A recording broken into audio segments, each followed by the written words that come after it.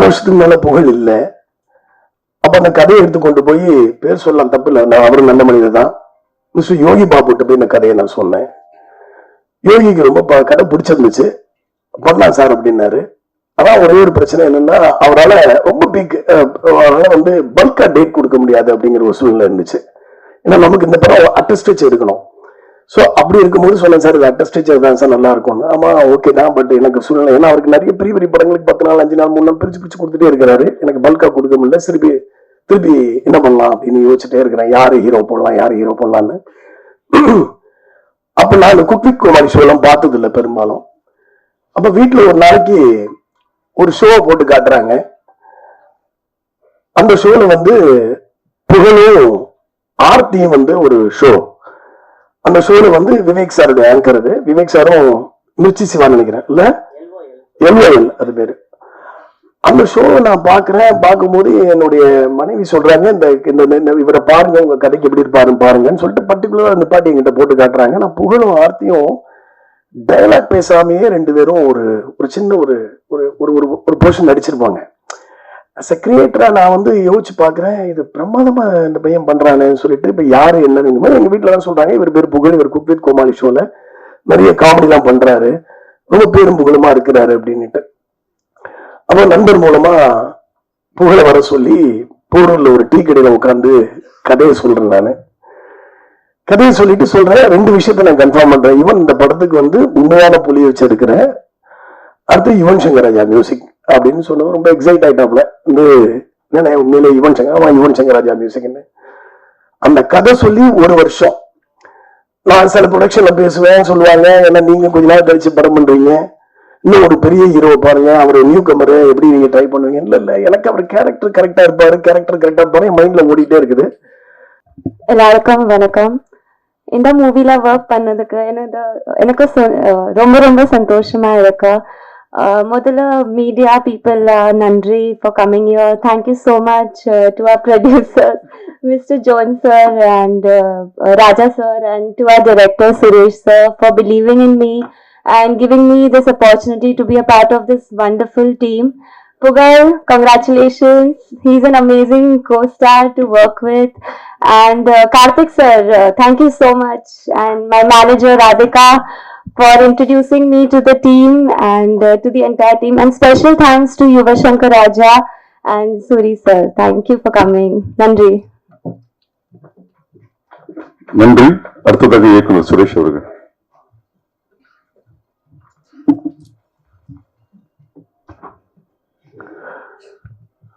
வந்திருக்கும் பத்திரிகையாளர்களுக்கும் ஊடக நண்பர்களுக்கும் எனது மனமார்ந்த நன்றியை தெரிவித்துக் கொள்கிறேன். எந்த ஒரு படம் உருவாகணும்னாலும், எந்த ஒரு கிரியேஷனுக்கும், அது ஒரு படைப்பை நம்ம ஸ்கிரீன் பண்ணதுக்கு மிக மிக முக்கிய காரணம் தயாரிப்பாளர்கள். அந்த விதத்துல இந்த படத்தை இவ்வளவு சிறப்பா எடுப்பதற்கு உறுதுணையாக இருந்து எங்களை படத்தை நல்லபடியா எடுத்து முடிக்க உதவிய தயாரிப்பாளர்களுக்கு என்னுடைய மனமார்ந்த நன்றியை முதல்ல தெரிவிச்சுக்கிறேன். அப்புறம் இதுக்கு ஸ்பெஷல் கெஸ்டா வந்திருக்கிற மிஸ்டர் சூரி சார் வந்து எனக்கு ரொம்ப வருஷமா தெரியும்.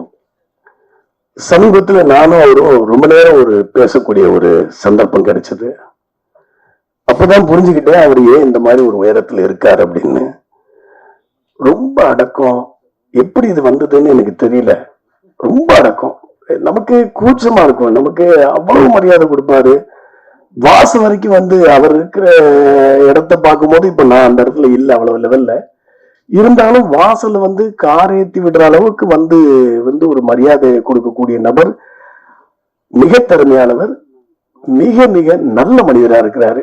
அதை நான் வந்து அவருக்கு வாழ்த்து சொல்லும் போதெல்லாம் அதைத்தான் அனுப்புவேன் அடிக்கடி, நீங்க நல்ல ஆளா இருக்கீங்கன்னு. கீப் இட் அப் சார், அது உங்களை மிகப்பெரிய உயரத்துக்கு கொண்டு போகும், இன்னும் நீங்க மிகப்பெரிய இடத்துக்கு போவீங்க. அதுக்கப்புறம் இந்த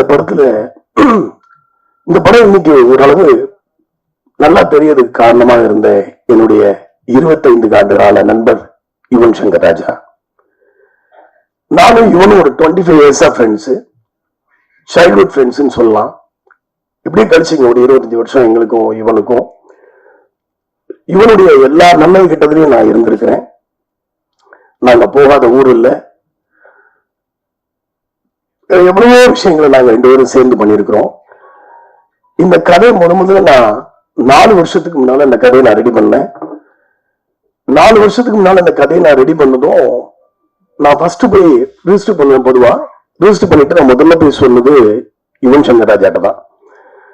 யுவன் கதை கேட்டு ரொம்ப எக்ஸைட் ஆகி நம்மளே பண்ணிடலாம், ரொம்ப நல்லா இருக்கு கதை அப்படின்னு சொன்னாப்ல. சரிப்பா பண்ணுவோம் அப்படின்னு சொல்லும்போது அவர் மாமனிதன் ஒரு படம் வச்சிருந்தாங்க. அந்த படம் கொஞ்சம் அப்படியே டிலே ரிலீஸ் போயிட்டு இருக்குது. அப்ப என்கிட்ட சொல்றாரு, இல்ல சுரேஷ் கொஞ்சம் லேட் ஆகும் போல இருக்குது, என்ன பண்ணலாம் யோசிங்க அப்படின்னு. அப்ப ஹீரோ வேணும். 4 வருஷத்துக்கு மேல புகழ் இல்லை. அப்ப அந்த கதையை எடுத்து கொண்டு போய் பேர் சொல்லலாம், தப்பு இல்லை, நான் அவரும் நல்ல மனிதர் தான், மிஸ்டர் யோகி பாபுட்ட போய் இந்த கதையை நான் சொன்னேன். யோகிக்கு ரொம்ப கதை பிடிச்சிருந்துச்சு, பண்ணலாம் சார் அப்படின்னாரு. அதான் ஒரே ஒரு பிரச்சனை என்னன்னா, அவரால் ரொம்ப அவரால் பல்கா டேட் கொடுக்க முடியாது அப்படிங்கிற ஒரு சூழ்நிலை இருந்துச்சு. ஏன்னா நமக்கு இந்த படம் அட்டஸ்டேஜ் எடுக்கணும். ஸோ அப்படி இருக்கும்போது சொன்னேன், சார் இது அட்டஸ்டேஜ் தான் சார் நல்லா இருக்கும்னு. ஆமா ஓகே தான், பட் எனக்கு சூழ்நிலை, ஏன்னா அவருக்கு நிறைய பெரிய பெரிய படங்களுக்கு 10 நாள் 5 நாள் 3 நாள் பிரிச்சு கொடுத்துட்டே இருக்கிறாரு. எனக்கு பல்கா கொடுக்க முடியல. திருப்பி என்ன பண்ணலாம் அப்படின்னு யோசிச்சுட்டே இருக்கிறேன், யாரு ஹீரோ போடலான்னு.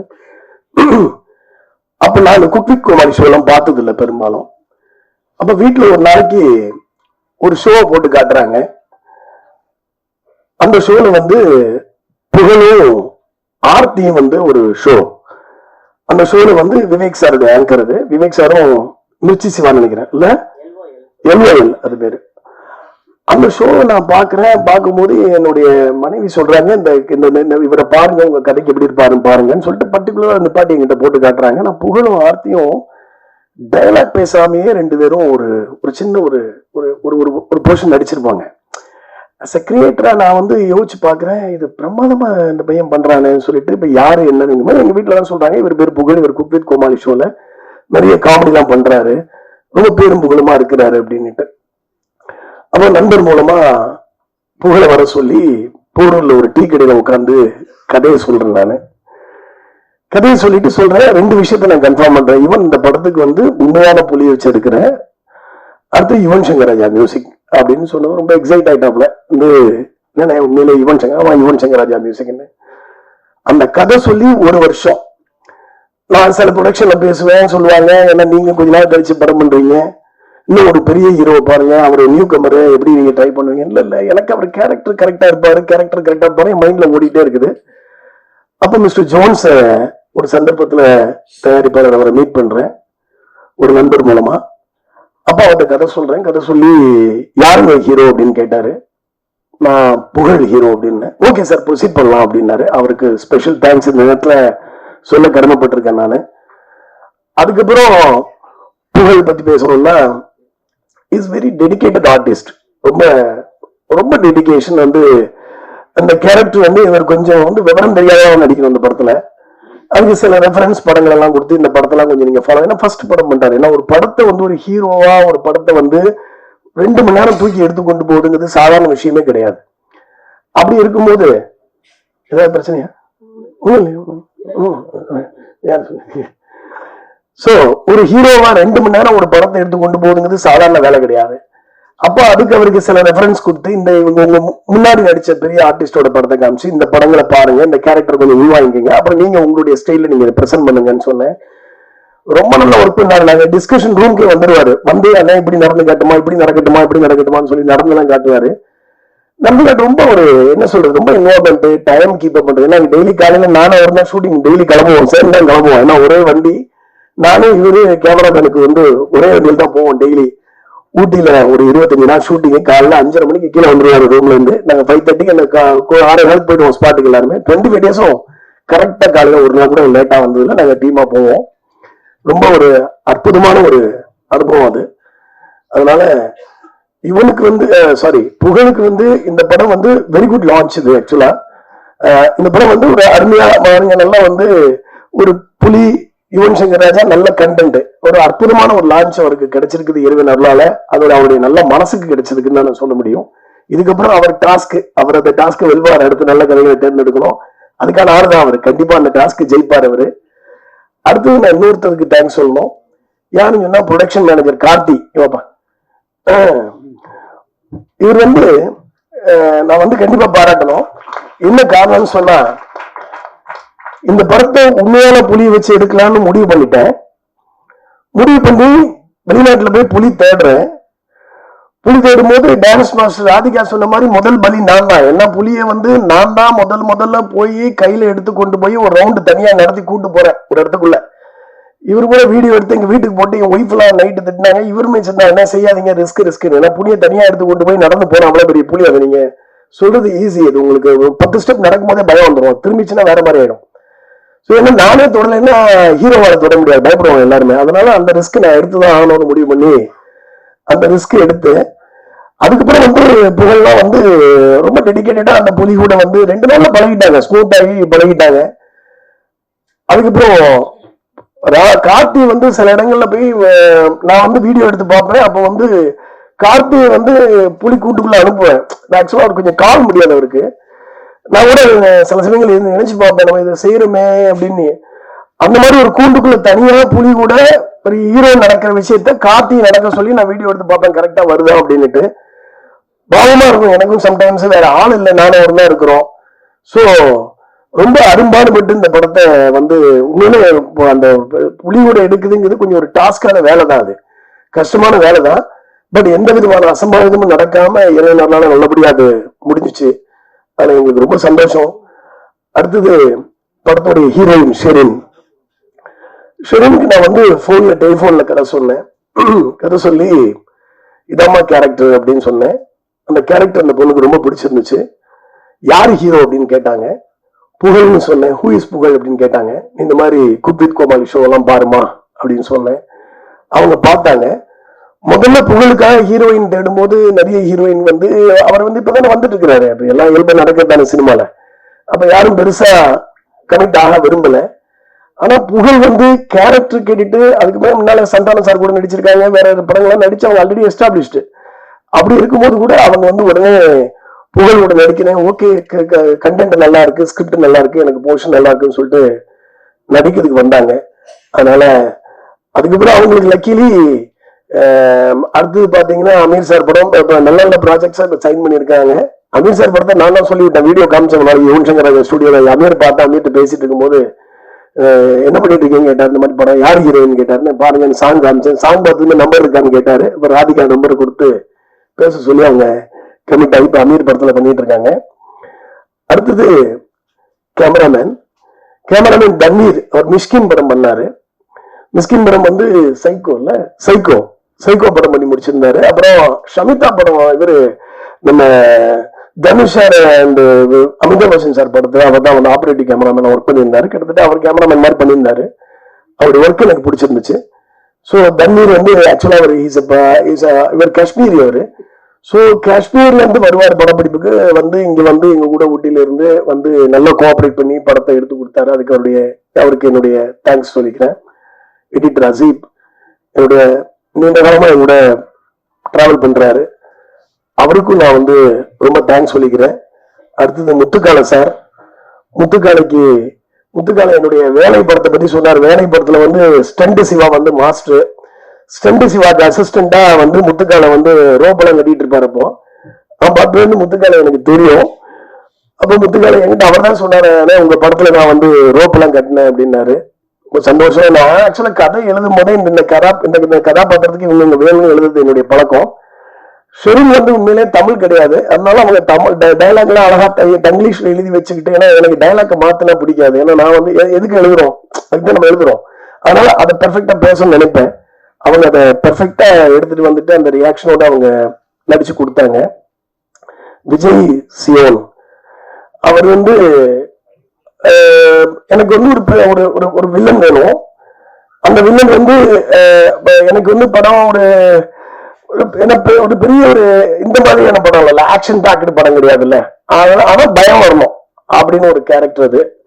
அப்ப விஜய் வர சொல்லி டெஸ்ட் எடுத்து பார்த்துட்டு கொஞ்ச நாளைக்கு அவர் நடிப்பு பயிற்சி கூட அனுப்பிச்சு விட்டோம். நாங்க அவர் போயிட்டு நான் நடிச்சுட்டு தான் இருந்தாரு. இருந்தாலும் போயிட்டு வாங்க ஒரு 15 நாள் போய் கிளாஸுக்கு போயிட்டு வந்து சொன்னாரு. தானே இந்த மாதிரி பண்ணிட்டேன்னாரு. பட் ரொம்ப நல்லா ட்ரெமெண்டஸா ஒர்க் பண்ணி கொடுத்தாரு எங்களுக்கு. அவருக்கும் என்னுடைய நன்றியை தெரிவிச்சுக்கிறேன். Stunt master, my dear friend, ரொம்ப அமேசிங். அந்த கிளைமேக்ஸ்ல அடிக்கிறதுலாம் பாத்தீங்கன்னா அந்த அளவுக்கு லைஃபா எடுத்து கொடுத்தாரு. ஆக்சுவலா வந்து ஒரு காட்டுக்குள்ள ஒரு சேஸ் ஒன்று எடுத்தோம். அதெல்லாம் ரொம்ப பிரமாதமா ஒரு ஷார்ட் டைம்ல ரொம்ப அற்புதமா ஒர்க் பண்ணி கொடுத்தாரு. அவருக்கு என்னுடைய ஸ்பெஷல் தேங்க்ஸ் நான் இந்த சமயத்தில் தெரிவிச்சுக்கிறேன். அடுத்தது டான்ஸ் மாஸ்டர். பேங்காக்ல நைட்டு பட்டையால வந்து ராத்திரி எல்லாம் ஊர் சுத்துவாங்க. ஆனா நாங்க என்ன பண்ணோம்னா நைட்டு 12 மணிக்கு மேல வந்து புகழையும் சரின்னு கூப்பிட்டு வந்து டான்ஸ் ரிஹர்சல் கொடுப்போம். நைட்டு ஹோட்டல் லாபியில வச்சு ரிஹர்சல் நடந்துட்டு இருக்கோம். பாவம் நம்ம தூங்குற மாட்டோம், 2 மணிக்கு வாங்கன்னு சொல்லி டான்ஸ் ஆடுங்க, ரிஹர்சல் என்ன பண்ண போறீங்க கேட்டே இருப்போம். அதை வந்து அவங்க சிறப்பா பண்ணி கொடுத்தாங்க. வேற யாரையும் விட்டுருக்காங்கன்னா தெரியல. வேற யாரும் நான் விட்டு producers mister Rajaratnam and mister ஜெப ஜோன்ஸ், அவங்களுக்கு என்னுடைய மனமார்ந்த நன்றி இந்த நேரத்தில் நான் தெரிவிக்க கடமைப்பட்டிருக்கேன். PR நிகில் முருகன், என்னுடைய 25 ஆண்டுகள் நண்பர். நானும் மாதிரி நானும் என்னுடைய பெஸ்ட் ஃப்ரெண்டு. அவருக்கு இந்த நேரத்தில் நான் நன்றி கடமைப்பட்டிருக்கேன். படம் ஒரு ஃபீல் குட் மூவி, எந்த ஆபாசமும் இல்லாத ஒரு படம், எந்த வல்கர் டைலாக்ஸும் கிடையாது, ஃபேமிலியோட என்டர்டைன்டா ஒரு மனசுக்கு அட்டாச் ஆகக்கூடிய ஒரு கதையை இந்த படத்துல வந்து நம்ம பிரசன்ட் பண்ணியிருக்கோம். இது உங்க எல்லாருக்கும் ரொம்ப பிடிக்கும் நம்புறேன். சொல்ல மறந்துட்டேன், mister Karthik, advocate Karthik sir சொல்ல மறந்துட்டேன். அவர் வந்து நிறைய இந்த படத்துக்கு ஸ்ட்ரகிள் இருந்தது, அதெல்லாம் வந்து அவர் கூட இருந்து ஹெல்ப் பண்ணி இதுக்கு வந்து இது இந்த ஸ்டேஜ் கொண்டுறதுக்கு அவரும் உறுதுணையா இருந்திருக்கிறாரு. அவருக்கும் நான் வந்து நன்றி சொல்ல கடமைப்பட்டிருக்கேன். ராதிகா ப்ராஜெக்ட் கோஆர்டினேட்டர், அவங்களுக்கும் வந்து நான் தேங்க்ஸ் சொல்ல கடமைப்பட்டிருக்கேன். அதுக்கடுத்தது என்னுடைய அசிஸ்டன்ட் டைரக்டர்ஸ், அவங்களுக்கும் என்னுடைய நன்றியை நான் தெரிவிச்சுக்கிறேன்.